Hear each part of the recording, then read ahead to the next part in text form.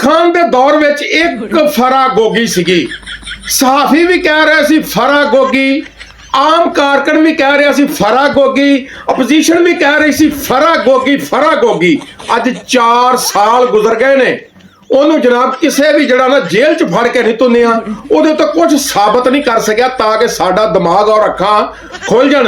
ਹੁਣ ਉਹ ਹੀ ਸਹਾਫੀ ਫੈਸਲ ਵਾਡਾ ਸਮੇਤ ਦਾਵਾ ਕਰ ਰਹੇ ਆ ਕਿ ਜਨਾਬ ਪੰਜਾਬ ਦੇ ਇੱਟ ਪੁੱਟੋ ਨਾ ਤੇ ਕਈ ਫਰਾ ਗੋਗੀਆਂ ਜਿਹੜੀਆਂ ਨਾ ਬਰਾਮਦ ਹੋਣੀਆਂ ਵਾ। ਇੱਥੇ ਜਨਾਬ ਦੱਸਣ ਡਏ ਆ ਵੀ ਇੱਕ ਮੁਹਤਰਮਾ ਨੇ 100 ਅਰਬ ਦੇ ਲੰਡਨ ਦੇ ਵਿੱਚ ਫਲੈਟ ਲੈ ਲਿਆ। ਪਤਾ ਨਹੀਂ ਝੂਠ ਆ ਜਾਂ ਸੱਚ ਆ।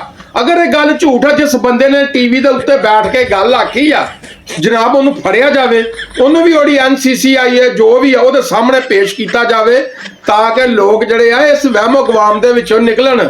ਬਾਕੀ ਫਰਾ ਗੋਗੀ ਨੂੰ ਜ਼ਰੂਰ ਫੜੋ ਜਨਾਬ, ਸਾਡੀ ਦਰਖਾਸਤ ਆ, ਕਿਉਂਕਿ ਸਵੇਰ ਸ਼ਾਮ ਹੁੰਦੀ ਸੀ ਫਰਾ ਗੋਗੀ, ਉਹਨੂੰ ਜ਼ਰੂਰ ਫੜੋ।